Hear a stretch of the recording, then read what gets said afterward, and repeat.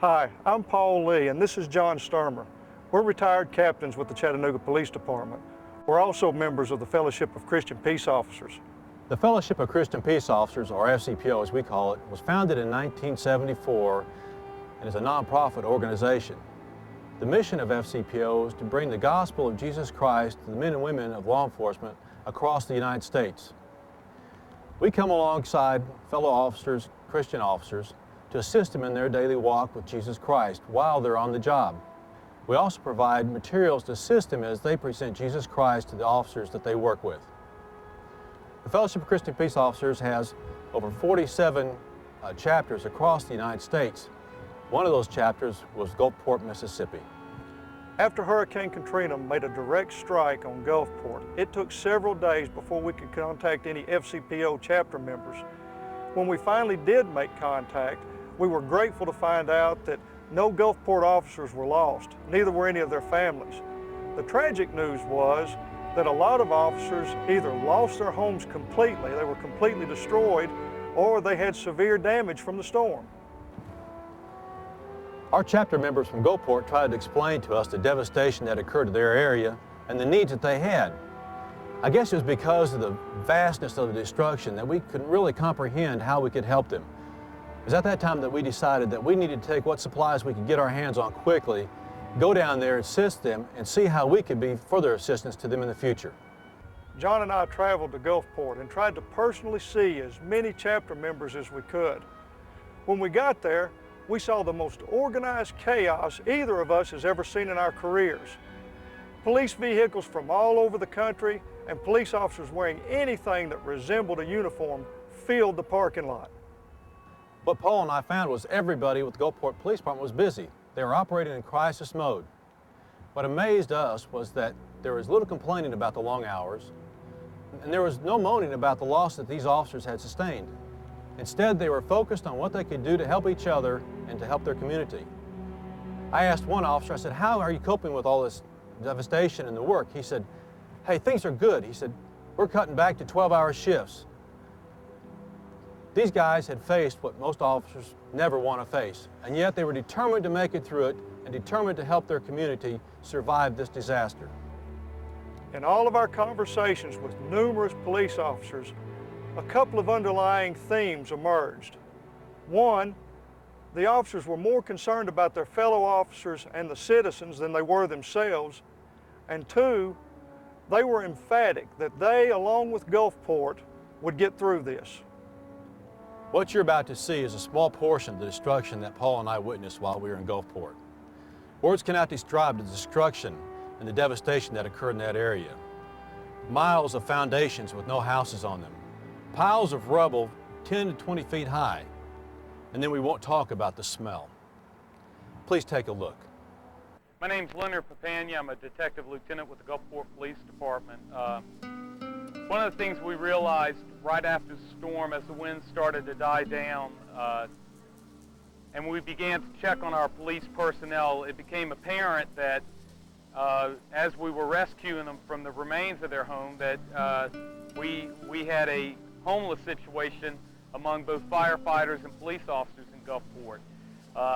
As time went on and these guys went straight to work, the numbers started to roll in, and there was recognition that we had about a 25% homeless problem with our police officers. From the moment the winds died down long enough for these guys to get out in the city, they began.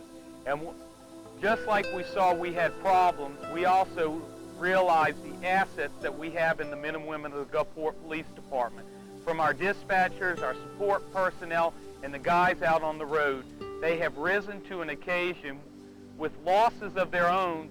They set aside and they focused on the problems of their community. They truly rose to the occasion and they got out there in the communities. It started first with resecuring our city, looking for victims of the storm, and as days followed, we saw an immediate need that our community needed food, they needed water, and we went from just being police officers to missionaries almost. And this has continued through the days. As time went on, the support began to roll in and we turned into logistic coordinators. the effort of support and relief coming in requires the logistic movement and placement of all of these to make sure the assets get where the needs are. And so we're all learning a new way of policing here in Gulfport.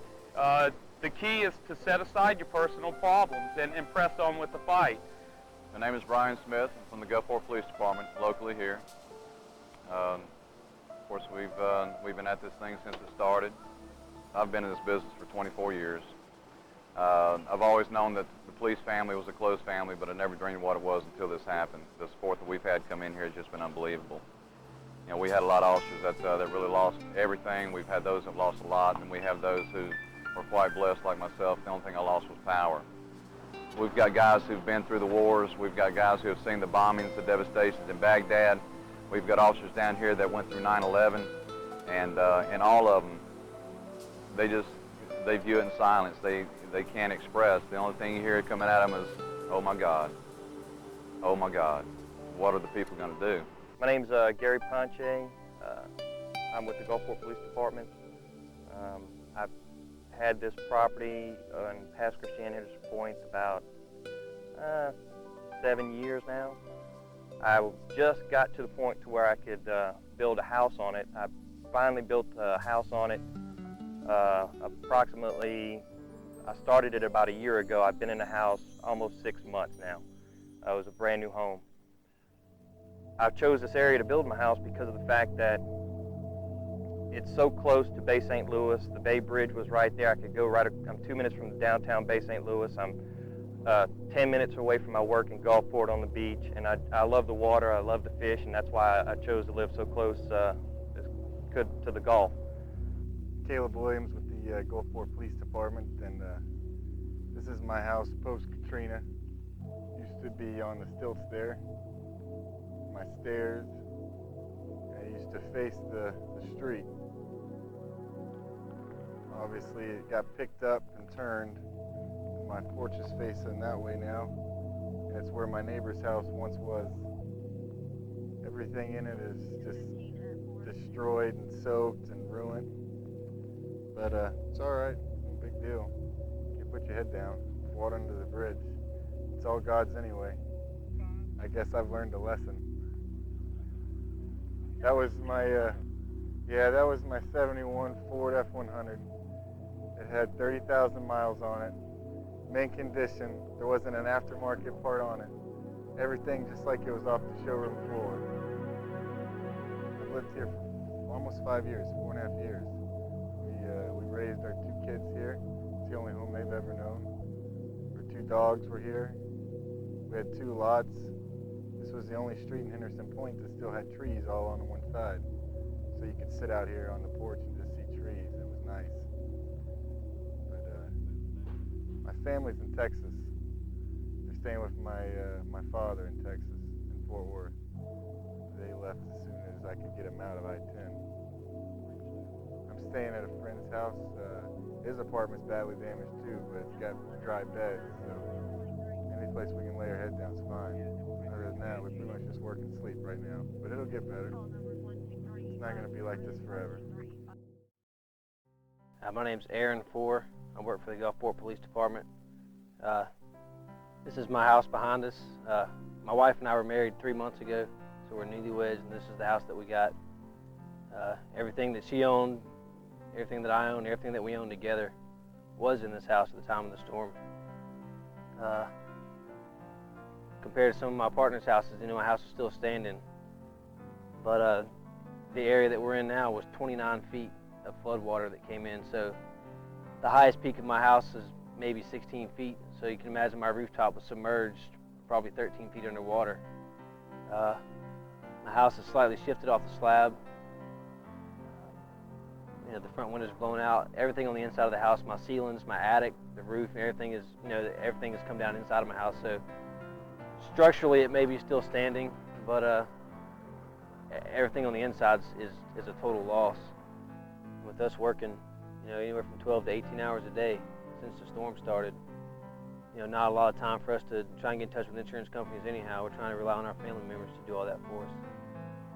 But my wife is staying with family members of mine. I've got family that live here local that are a few miles north. of the interstate. They're, you know, they were away from the floodwaters, which is where both of us are living now. Along with my other brother who lost his house also, we're all staying back with my family. My name is Pat Pope. I'm a captain with the Gulfport Police Department, Gulfport, Mississippi. Behind me, my house. I've had the house, lived in it since 1987. It was destroyed on the early morning hours of August 29, 2005 by Hurricane Katrina. It's a total loss. The entire back side of the wall has been taken off. They had a back room that was totally destroyed. And the storm surge came through here and ripped all my furnishings out. I've got some appliances down the street here, a hot tub, a refrigerator, and some other appliances are down, you know, well about 100 yards left of us. All the walls have been ripped out of the house. Everything's a total loss. We've come back here and picked up a few little things out of the rubble.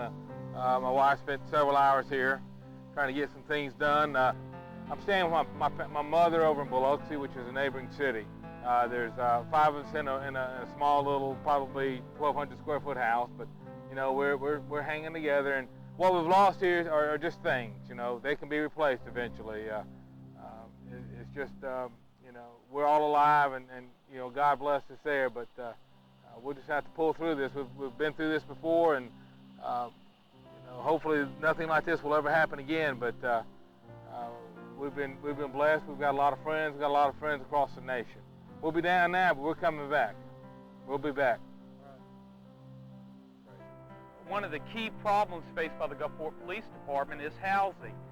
We've had offers from out of state to displace our families, and though that is a good option and it's welcome, in order for these guys to stay out on there, having that contact with their family is essential. And what our theory is if we can help to diminish the personal concerns of a police officer, he and she can better focus on the task at hand. And it's interesting. It's all the way from I need a prescription filled to I need a home. Can you get me a flight out of here? And we've had phenomenal resource to work with, and it's almost miraculous. Everything we've been tasked with thus far, we've been able to accomplish. The most critical issue right now we're looking at is the housing for our officers, and we're working towards moving in psychological and medical help for our people. We have great support, but the gas in the tank is getting low on these guys, and we got to get that replenished.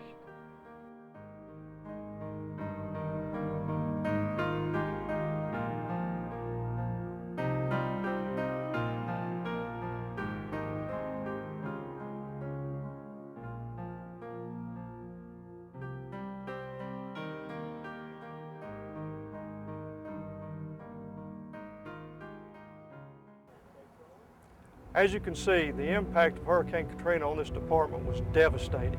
20% of the officers in Gulfport have either lost their homes completely or they've lost the use of their homes for a long time. The homeless rate with police officers is still climbing because the officers that resided in apartments are being told that they're going to be evicted because the apartment owners want to condemn their apartments.